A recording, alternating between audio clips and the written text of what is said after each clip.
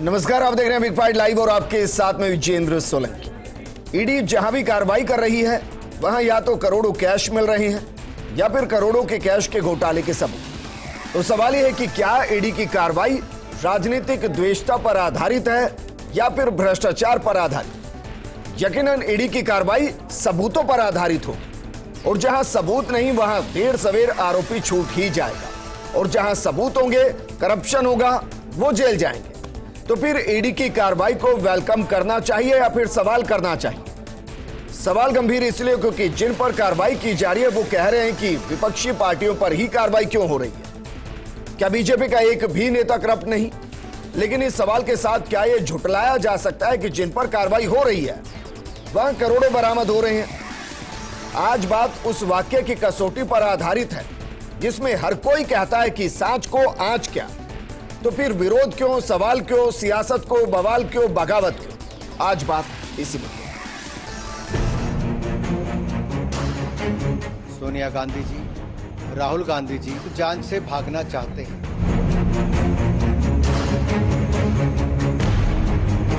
हजारों करोड़ की संपत्ति को कैसे हड़प लिया जाए, इसका सबसे बड़ा उदाहरण नेशनल हेराल्ड घोटाला है। ये जो घड़ियाली आंसू कांग्रेस के नेता बहाते हैं, ये अपने आप में दिखता है कि भ्रष्टाचार को छिपाने का प्रयास कर रहे हैं। क्या गांधी परिवार देश के हर कानून से ऊपर है?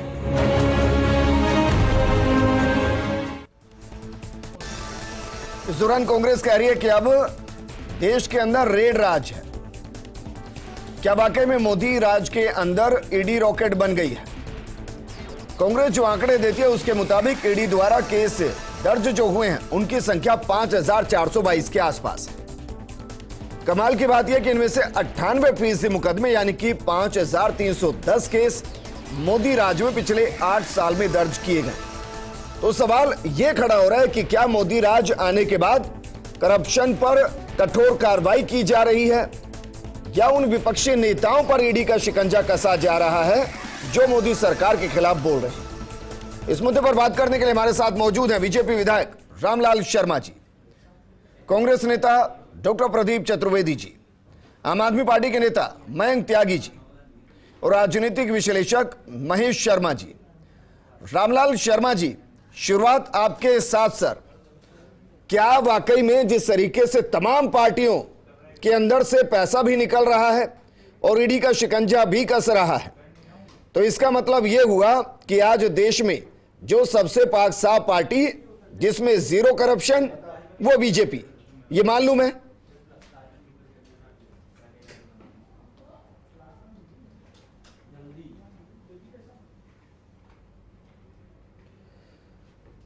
सर वापस आपको जोड़ेंगे, आपका ऑडियो नहीं आ रहा है और हम सुनना चाहते हैं आपको। लेकिन प्रदीप जी, ये तो शुरू से कहते आए हैं अंत में जीत सत्य की होगी, सांच को आंच क्या। और यह भी कहा जाता है कि तपकर ही कुंदन निखरता है, सोना भी तपकर उजला होता है, सुनहरा होता है। तो तप लीजिए। विजन जी, ये बातें कहने में अच्छी लगती हैं। जिस तरह का कार्यकाल 2014 में मोदी जी की सरकार में आने के बाद जो शुरू हुआ और जिस तरह के प्रतिशोध की राजनीति मोदी जी कर रहे हैं वो सबको दिखाई दे रहा है, पब्लिक डोमेन में दिखाई दे रहा है। किस तरह महाराष्ट्र में उन्होंने सरकार गिराने के लिए पहले बीजेपी के शिवसेना के विधायकों पर ईडी केस बनाए, ईडी का दबाव बनाकर पहले उन्होंने दल बदल कराया। उसी तरह से उन्होंने बंगाल में किया था कि टीएमसी के जो एमएलए थे जो बीजेपी के थे और टीएमसी को दबाव में डालकर ईडी केस बनाए, उन सब विधायकों को केस बना करके उन्होंने दबाव बनाया और दबाव के चलते वो लोग बीजेपी में शामिल हुए। आज वही लोग उनके साथ हैं और उनकी जांच नहीं हो रही है। ये प्रतिशोध की और जिस तरह की राजनीति करना चाह रहे हैं उसको देश भी देख रहा है, लोग भी देख रहे हैं और लोकतंत्र में ये बात सबको समझ में आ रही है कि प्रतिशोध की राजनीति इस तरीके से चलने वाली नहीं है। क्या भाजपा में जितने नेता थे जिनके खिलाफ आपने ईडी केस लगाए, जो आपकी पार्टी में शामिल हो गए, क्या वो गंगाजल से धुल गए? क्या उनके सारे पाप खत्म हो गए? क्या ईडी ने केस दिया? आपने 98% केस बताए हैं, उन केस में ये केस भी शामिल हैं जो आपने 98% केस भाजपा में दर्ज हुए, ये केस उनमें शामिल हैं। तो फिर इन केस की जो आगे की कार्रवाई है वो क्यों बंद कर दी गई है? अच्छा, लेकिन क्या सिर्फ अपनी पार्टी में आ जाने से ही वो दूसरे हो जाएंगे? कंफ्यूजन नहीं, सवाल कांग्रेस के लिए यह है कि जिन पर बीजेपी ने कार्रवाई की उन पर कार्रवाई क्यों नहीं हो रही, या सवाल यह है कि कांग्रेस के नेताओं पर कार्रवाई क्यों हो रही है? हम कार्रवाई का विरोध नहीं कर रहे हैं विजन जी। कमाल कर रहे हैं सर, जिन विरोध लोगों तो ने कर रहे हैं। जिन लोगों ने ये सब किया और जो सामने आ रहा है वो स्वागत योग्य है, हम उसका स्वागत करते हैं। लेकिन जिस तरह से प्रतिशोध की राजनीति करी जा रही है कि आप अपनी पार्टी सर, में ये दो भ्रष्टाचारी तरफा आपके कैसे? आए हैं, नहीं, वो प्रदीप जी, जो अच्छा, मुझे आपने बताइए। ईडी के प्रभाव में भ्रष्टाचारी अरे में शामिल सर, किया, उनको तो आपने छोड़ नहीं, दिया और उनकी प्रदीप जांच जी, नहीं कर रहे। आप सिर्फ आप विपक्षी मानते हैं पार्टियों ईडी के नेताओं स्वतंत्र पर संस्था है ये या नहीं दबाव है? बनाने का प्रयास कर रहे हैं। प्रदीप जी, ईडी स्वतंत्र संस्था है या नहीं है? ये कहने को है, ये सरकार उनका दुरुपयोग कर रही है। मुझे बताइए कि पूरे देश में विपक्षी पार्टी के नेताओं पर ही हो रहा है। जी। क्या भाजपा में अच्छा, जो लोग तो ये शामिल कहिए हुए, ना, जो लोग सर, भाजपा में शब्दों के शामिल बड़े मायने होते थे, हैं, जो प्रदीप लोग जी। पहले भ्रष्टाचारी आप ये कहिए थे, कि जिनके खिलाफ एक ईडी केस तरफा- चल रहे हैं, सर, वो आप- भाजपा में जाने के बाद जी। उनकी जांच कैसे बंद हो गई है? प्रदीप जी, मैं इस थोड़ा बात सा को आपको साबित करेक्ट करता करता है। हूं सर, मैं थोड़ा सा करेक्ट कर देता हूं। आप ये नहीं कह रहे ना कि ईडी का दुरुपयोग हो रहा है, आप ये कह रहे हैं कि ईडी का एक तरफा उपयोग हो रहा है। बिल्कुल हो रहा है, दुरुपयोग बिल्कुल नहीं हो रहा है ना, विपक्ष के एक लोगों तरफा को उपयोग हो रहा है। डराने धमकाने की कार्रवाई जी। हो रही है, इसे इलेक्शन डिपार्टमेंट की तरह इस्तेमाल कर रही है जी। भारतीय जनता पार्टी। ये केंद्र रामलाल सरकार जी कर हमारे रही है। साथ जुड़ गए। सवाल रामलाल ये है जी, कि उनकी पार्टी में जो लोग रामलाल जी, ईडी के केस दर्ज करने ईडी में शामिल हुए, उनके बारे में रामलाल कार्रवाई जी, क्यों नहीं हो रही है? ये तो सवाल गंभीर है सर। जिन पर ईडी ने पहले मामले दर्ज किए और वो बीजेपी के अंदर आ गए, उसके बाद वो केस कहां चल रहे हैं कोई नहीं जानता। तो ईडी का सदुपयोग हो रहा है और वो एक तरफा हो रहा है, आरोप ये है। थैंक यू विजेंद्र जी। जैसा मैंने पहले कहा, कांग्रेस की अब आदत बन चुकी है, कांग्रेस के अनुकूल कोई निर्णय होता है वही कांग्रेस को पसंद है। कांग्रेस के प्रतिकूल अगर कोई निर्णय होता है, कांग्रेस के प्रतिकूल अगर कोई कार्रवाई होती है, तो उसके अंदर अविश्वास पैदा करने का काम करते हैं। आज कांग्रेस की स्थिति ये बन चुकी, लोकतंत्र में इनका विश्वास नहीं है, लोकतांत्रिक संस्थाओं के अंदर इनको विश्वास नहीं है, संवैधानिक संस्थाओं के अंदर इनका विश्वास नहीं है। ये चुनाव का परिणाम इनके अनुकूल आता है, राजस्थान में इनकी सरकार बनती है तो कहते हैं कि निर्वाचन ठीक काम किया। जब किसी भी प्रदेश के अंदर इनकी सरकार नहीं बनती है तो वो कभी ईवीएम के ऊपर निशाना साधने का काम करते हैं, कभी सीबीआई के ऊपर निशाना साधने का काम करते हैं, कभी ईडी के ऊपर निशाना साधने का काम करते हैं। आज वेस्ट बंगाल के अंदर कार्रवाई हुई है, करोड़ों रुपए मिल रहे हैं ना, करोड़ों रुपए मिल रहे हैं, तभी तो कार्रवाई हो रही है महाराष्ट्र में सत्ता पलट के बाद शिंदे आपकी ईडी के रडार पर थे। आपत्ति क्या है? महाराष्ट्र में आपके सत्ता पलट के मुख्यमंत्री ईडी के रडार पर थे, बंगाल में शुभेंदु आपके रडार पर थे। आपने जो काम किए हैं वो सामने डोमेन में है, उनके बारे में जवाब दीजिए। आज उनके बारे में जवाब दीजिए। शुभेंदु पर ईडी की कार्रवाई चल रही है, शिंदे के खिलाफ कार्रवाई ईडी की गई है। आपने दबाव में उनको पार्टी बदलने का, सत्ता परिवर्तन कराया है दोनों राज्यों में। भ्रष्टाचार को क्यों संरक्षित करने का काम कर रहे हैं? आप भ्रष्टाचार को क्यों बढ़ावा देने का काम कर रहे हैं? आप इन दोनों का जवाब दीजिए मुझे कि आप शिंदे के खिलाफ ईडी ने इंक्वायरी खोली, उस जांच से क्या हुआ? बंगाल में शुभेंदु के खिलाफ ईडी की जांच आपने शुरू की, उस जांच से क्या हुआ मुझे बताइए। आप अपने मन में और अपने तरीके से सुविधाओं के तरफ खेल बनाते हैं, लोग दबाव में डालने का प्रयास करते हैं। इस तरह राजनीति देश में पूरा देश देख रहा है, पूरा देश देख रहा है रामलाल जी, इस तरह से दुरुपयोग कर रहे हैं आप ईडी का। सब समझ रहे हैं, हम भी समझ रहे हैं और लोग भी देख रहे हैं। फिर वो गलत शब्द, मैं कह रहा हूं कि वो सदुपयोग कर रहे हैं सर। आरोप आप ये लगा सकते हैं कि एक तरफा कर रहे हैं। महेश शर्मा जी, सर अगर ईडी कुछ गलत कर रही होती तो सुप्रीम कोर्ट में विपक्ष के तमाम नेता गए थे, एक पावर को डिसॉल्व नहीं किया सुप्रीम कोर्ट ने, एक पावर को डिसॉल्व नहीं किया। तो मतलब यह है कि आरोप यहां तक तो आप लगा सकते हैं कि एक तरफा सदुपयोग बीजेपी अपने हिसाब से कर रही है। दुरुपयोग कहना तो आपको लगता नहीं है कि एक स्वतंत्र संस्था के ऊपर एक कितना बड़ा क्वेश्चन खड़ा कर देना है जो जनता के बीच में निष्ठा का प्रमाण मानी जाती है। और वर्तमान स्थिति में हम देख रहे हैं कि जहां कार्रवाई भी हो रही है वहां पैसा भी बरामद हो रहा है। देखिए, ये लोकतंत्र में बड़ा ही दुर्भावनापूर्ण या दुर्भाग्य कहें इसे, जो हमारे सिस्टम में जिस तरह से भ्रष्टाचार फैल गया है, अगर इसे दूर करने के कोई प्रयास किए जा रहे हों, चाहे कोई भी सत्तारूढ़ दल होता है ये प्रयास करता है कि अपने जो भी सरकारी एजेंसियां हैं उसके माध्यम से वो कहीं ना कहीं कोई ऐसी चीज़ें हैं तो उनको उजागर करें। कांग्रेस ने भी किए हैं। कांग्रेस के शासन में आपने सुना होगा कि सीबीआई को कैसे तोते के रूप में बताया गया जी। ये सारी जो चीज़ें एक दूसरे में जब विपक्ष में होते हैं तो आरोप प्रत्यारोप केंद्र सत्तारूढ़ दल पे लगते रहते हैं। जब कांग्रेस की सत्ता होती तो सीबीआई पिंजरे का तोता हुआ करती थी। बिल्कुल। और अब ये मतलब ईडी को ये माध्यम से बना रहे हैं कि राजनीतिक है। अब ये जो जितना भी बवाल मच रहा है वो ये है कि कुछ घटनाएं तो सत्य है ही, ये तो स्पष्ट भी है, कुछ इसमें गलत भी शिकार हो जाते हैं तो वो उजागर भी हो जाते हैं। और जैसे कि मतलब कुछ मामले हुए भी हैं उजागर जिसमें तो ईडी को माफ़ी मांगनी पड़ी है जी। या मतलब से अदालत से फटकार मिली है, लेकिन जो अब आ रहे हैं और जो जिस तरह से बताए जा रहे हैं, अब इतने बताइए कि कभी मतलब कारों में से नकदी बरामद हो रही है, कभी मतलब क्या कहते हैं ना आपके ये जो टीएमसी का जो नेता के जो जितने भी मित्र वगैरह हैं उनके घरों से मिल रहे हैं कि कहीं ना कहीं सच्चाई भी है। बात ये है कि अगर हम ये तो किसी भी नेता के पिछले 20 साल के राजनीतिक करियर में जो चुनाव के दौरान वो प्रमाण पत्र देता है ना, उसमें उसकी कितनी इनकम घोषित तौर पर बढ़ गई है जी, उसको ही काउंट करने में तो बहुत कुछ सामने आ जाता है। ये जब तक ये सारी जो चीजें हैं, सबसे बड़ी बात है कि जितने भी राजनीतिक दल हैं इनको दिए जाने वाले चंदे का क्यों नहीं इसकी ऑडिट की जाती है। सबसे बड़ी बात कि अगर जब तक इन चीज़ों पर नहीं अंकुश होगा तो ऐसे केस मिलते रहेंगे। कोई नेता नहीं है जो नहीं बनाता हो पैसा, ऐसा कोई राजनीतिक दल नहीं है जो नहीं बनाता हो, चाहे वो सत्ता में बैठा हो चाहे विपक्ष में बैठा जी।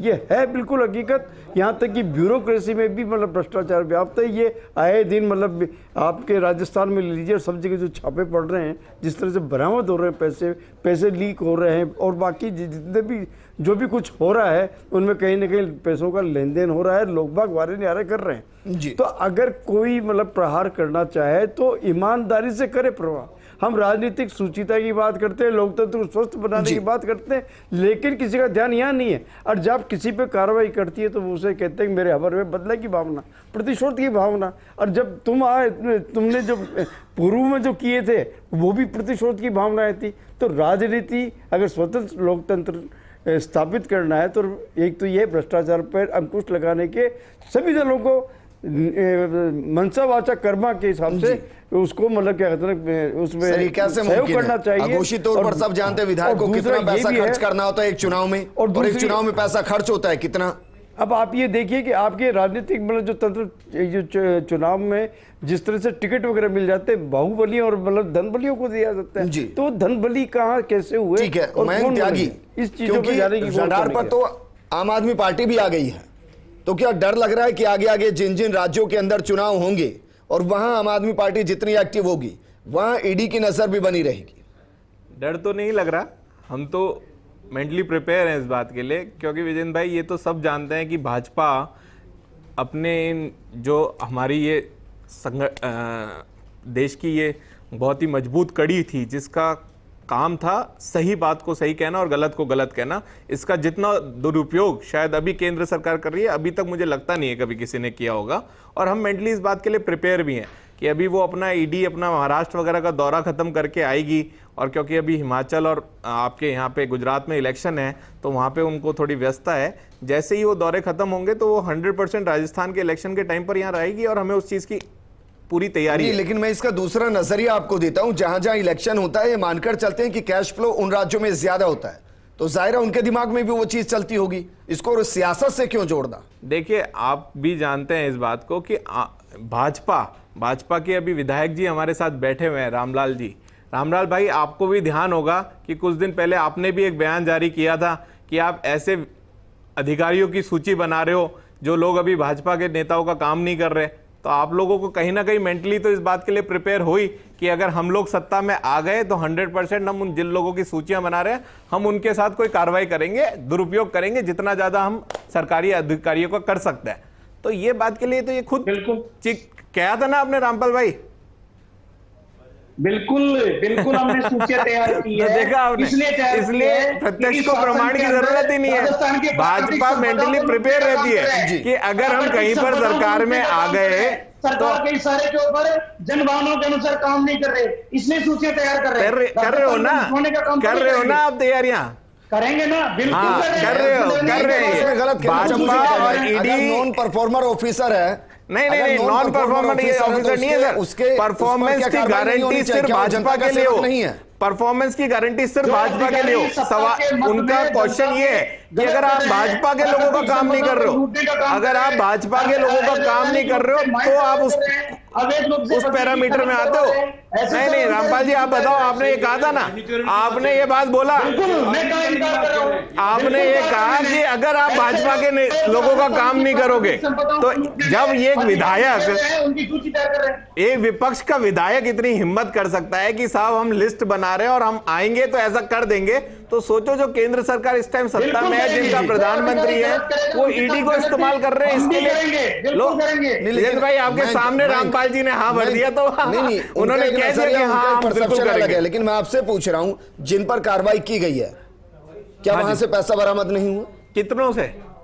और उसमें क्या ये यकीन करते हैं कि हम देते हैं इनको ईडी को लिस्ट, ये करें उन विधायकों पे कार्रवाई? हम देते हैं आपको, राजस्थान के विधायकों की दे देते हैं, जो भाजपा के विधायक हैं, करे ईडी उन पे कार्रवाई। हम पूरे देश के विधायकों की, सांसदों की, मंत्रियों की लिस्ट दे देते हैं, करके दिखाइए कार्रवाई अगर इनमें ताकत है। नहीं, सबूत तो ईडी हम इनके भी ढूंढ रही है ना। आपके इनको ईडी को सब सबूत पता है और सबूतों के साथ दे देंगे सर।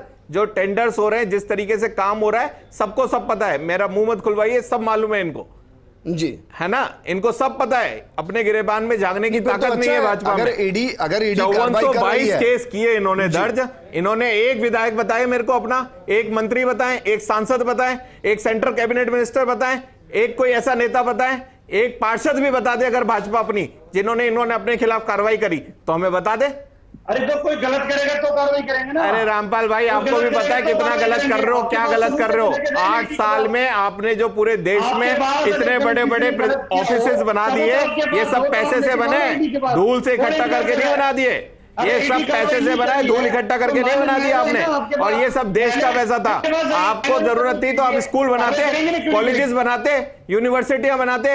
आपने पहले अपने भाजपा के कार्यालय के ऊपर खड़े किए। महेश, क्या वाकई में आपको लगता है कि जहां जहां जिसकी सरकार और जिस के अंडर जो एजेंसी है, उनका इस्तेमाल हो रहा है?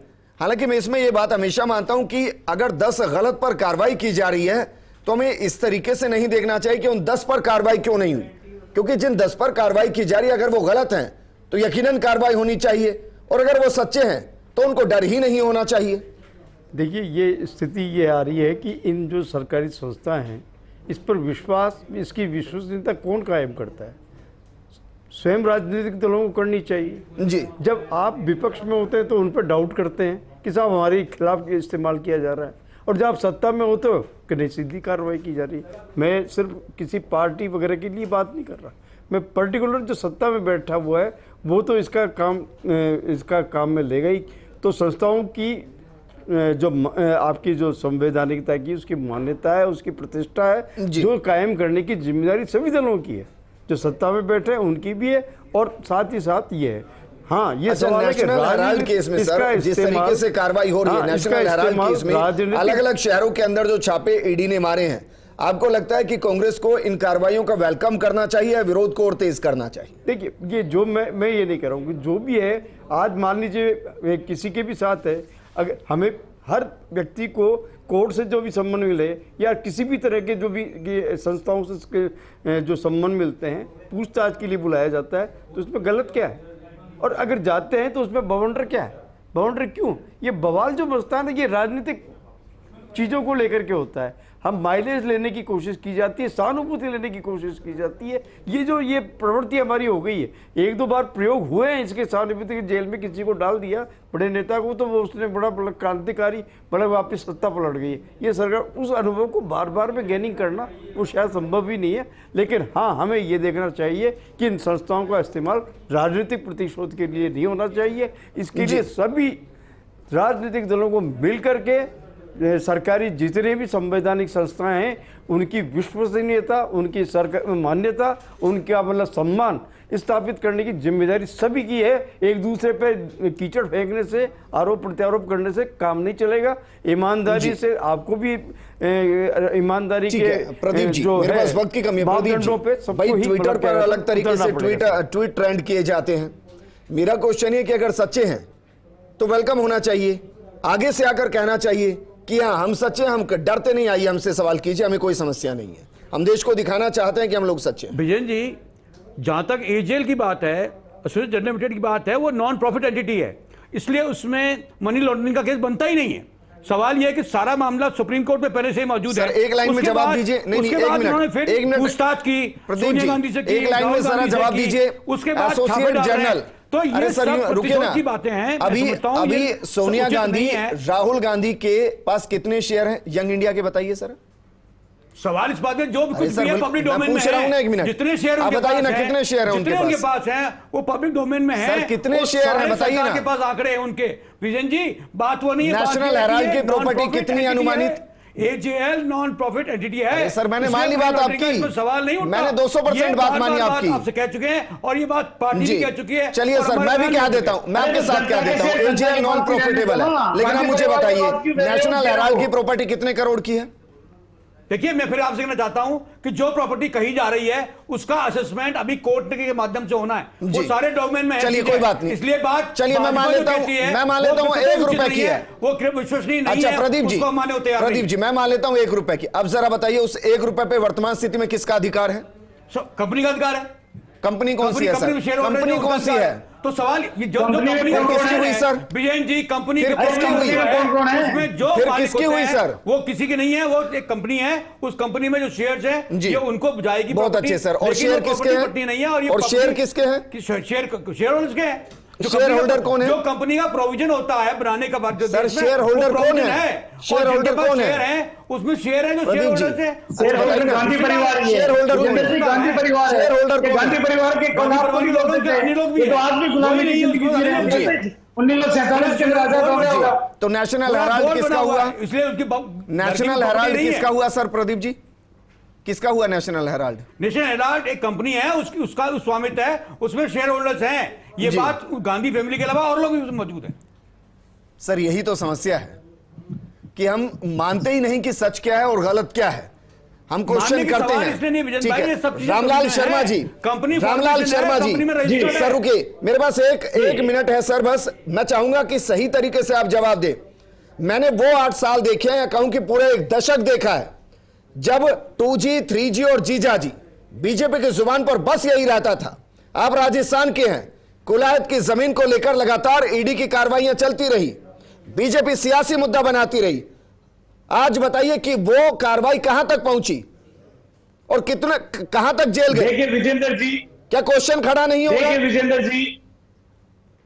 विजेंद्र जी, जो संवैधानिक संस्था है वो संवैधानिक संस्था अपनी प्रक्रिया के तहत कार्रवाई जी। करेगी। कांग्रेस की तरह नहीं है कि कांग्रेस सत्ता का दुरुपयोग करते हुए इन एजेंसियों का भी दुरुपयोग करे। तो सर फिर जो नेताओं को जायज है, घसीटना कार्रवाई बंद होगी, कीजिए ना हमें सियासत होगी। में। समय बोलिए लग कि जिन सकता पर है, कार्रवाई प्रक्रिया होती के रहेगी, समय लग सकता है। उस पर राजनीति लेकिन क्यों? मैं इतना कह सकता हूं कि सरकार जो होती है, शुक्रिया, वो हमारे ऐसी साथ बचेगा जुड़ने के लिए। नहीं। आपने क्या शुक्रिया। किया? ऐसी बचेगा नहीं। चाहे मैं आपका भी जीजाजी हो, शुक्रिया चाहे महेश जी, जीजी हो, आपका भी शुक्रिया कोई नहीं प्रदीप जी, बचेगा। आपका भी शुक्रिया चर्चा में शामिल होने के लिए। इतिहास गवाह है और हिंदुस्तान का इतिहास इन्हीं स्वर्णिम अक्षरों में लिखा गया है, जिसमें जो सच्चा है उसको कोई समस्या नहीं, सांच को कोई आंच नहीं। नमस्कार।